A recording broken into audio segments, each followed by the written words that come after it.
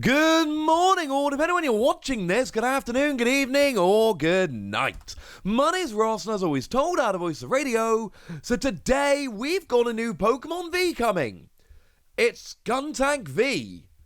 Because I'm pretty sure we can all agree that the one Pokémon that we really thought was properly deserving of a Pokémon V was Skuntank. Obviously. Little bit weird, ladies and gentlemen. Little bit weird, but it's actually really good.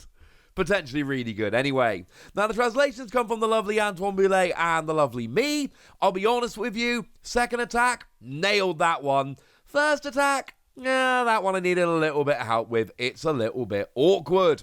Now, we'll start with a second attack here. We'll be nice and quick. Oh, I should mention, 210 HP is 10 away from the max we generally tend to see. Weakness to fighting. Weakness to fighting is actually not great right now, because Arceus is still a thing, and Hisuian Zoroark seems like it might be a thing.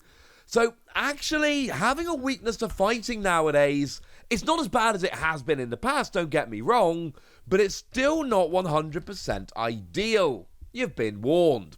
Anyway, so what have we actually got here? Well, we've got ourselves an attack for 1 darkness, 2 colorless energy, does 30 damage, plus poison, plus confusion. Or, to put it another way, it does 90 damage, and your opponent has to get out the active.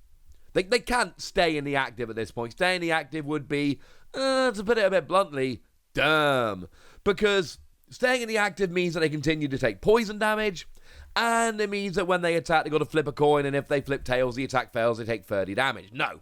This is a great attack for making your opponent have to switch, or really flipping a coin and taking a bunch of damage. It's really awkward. If they stay in the active, it's really awkward. If you do want to go down this route, do remember that Dark Patch is still a thing.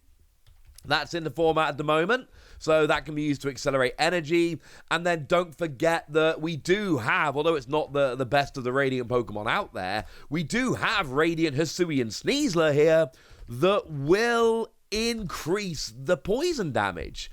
Radiant Hisuian Sneasler will mean that you do an extra 20 damage on all of your poison. So you know what? It's not actually bad. Turns it into, 3 damage counters between turns for poison or during Pokemon checkup, as it actually is nowadays. Combined with the confusion, it's fine. It's not good. It's fine. It's okay. What I really like here, however, is the first attack. With a gigantic caveat. We'll get to the gigantic caveat in a moment. So what this attack does for 2 colorless energy, which we'll get more to in a minute, but that means it's techable into any deck at all, which is nice.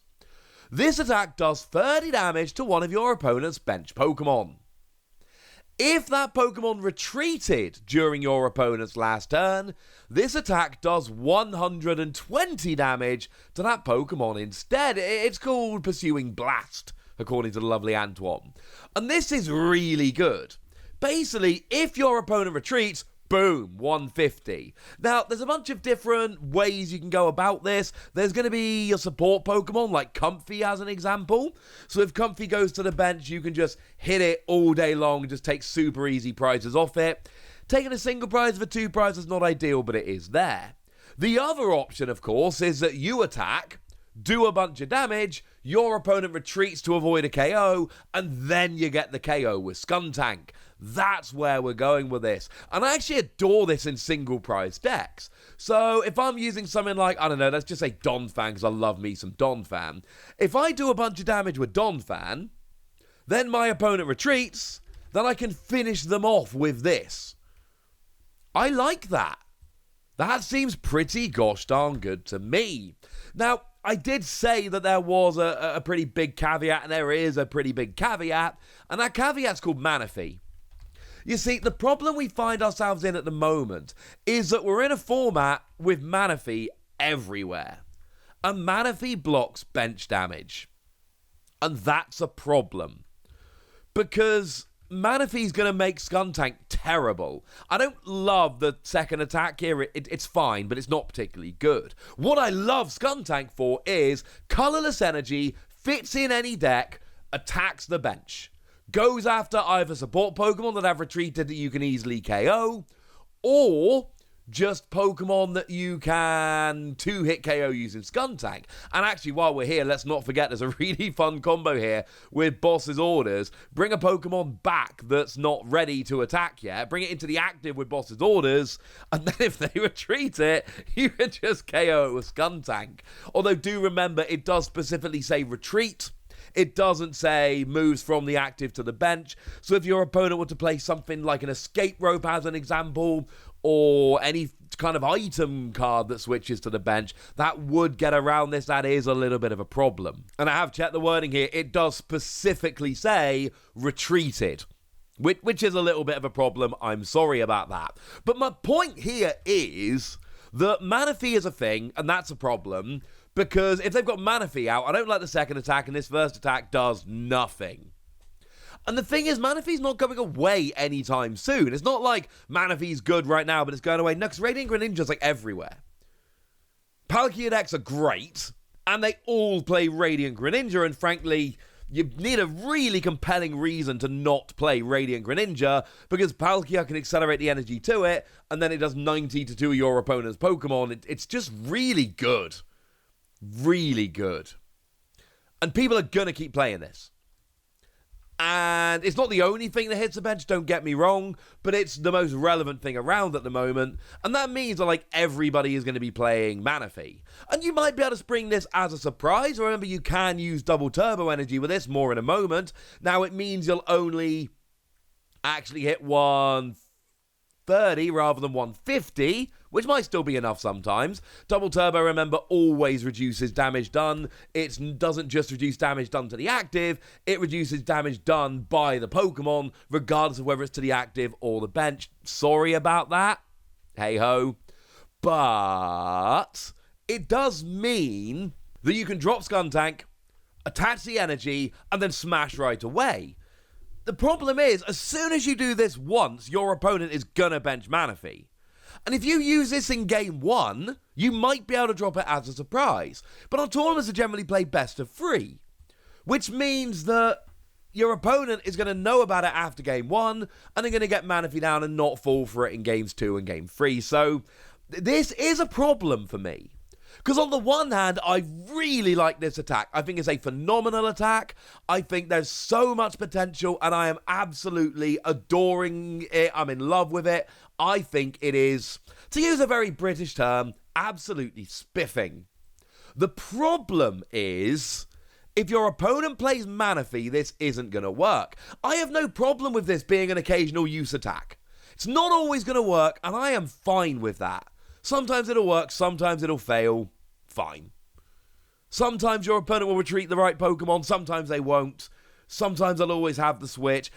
That's part of the deal, that's fine.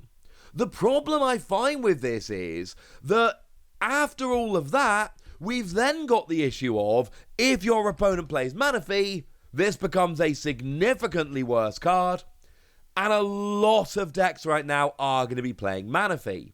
Having said that, most of them are only playing 1. Some are doubling up, but some are only playing 1. So maybe it's prized. Maybe you can KO the Manaphy and then start rolling with Skuntank. Maybe your opponent isn't playing Manaphy. And, you know, we're talking about a basic Pokemon that attacks for colorless energy. You can fit this into any deck at all. Skuntank isn't really a Pokemon around which you build a deck. Skuntank is a Pokemon that you play 1 copy of. And you hope it's going to work. And sometimes it does, and sometimes it doesn't. And that's okay. Because on the turns it does work, it is going to be amazing. And that's what I like about this. No, this is never going to be a deck, I don't think at least. But yes, as a 1-card deck, it could be great. Because obviously, there's like a billion different ways to accelerate energy to this at this point. I mean, you can actually use Palkia yourself. Nah, only joking, Palkia only attaches to water Pokemon. However, Melanie will allow you to attach a water energy to Skuntank, because Melanie allows you to attach to any Pokemon V. Or in grass decks, you could use something like Gardenia's Vigor, or you could play around with Fortin here, whereby you just use any energy acceleration for any type, and then Fortin into this, which incidentally, this is great Fortin bait.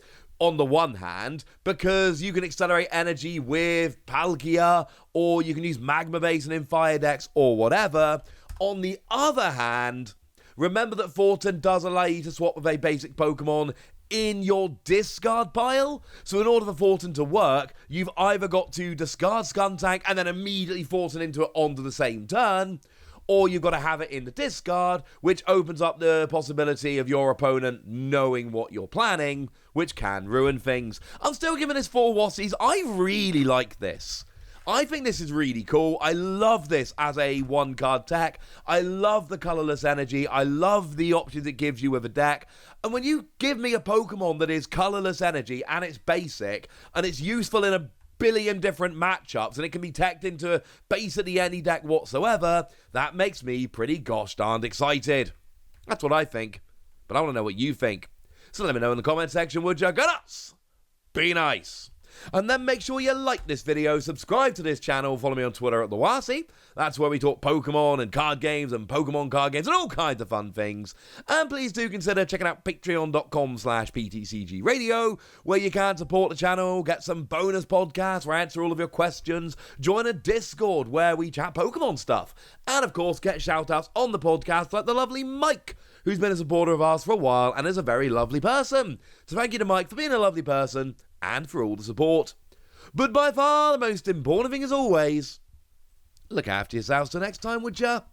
Thank you very much for watching. My name's Ross and you've been watching PTCG Radio.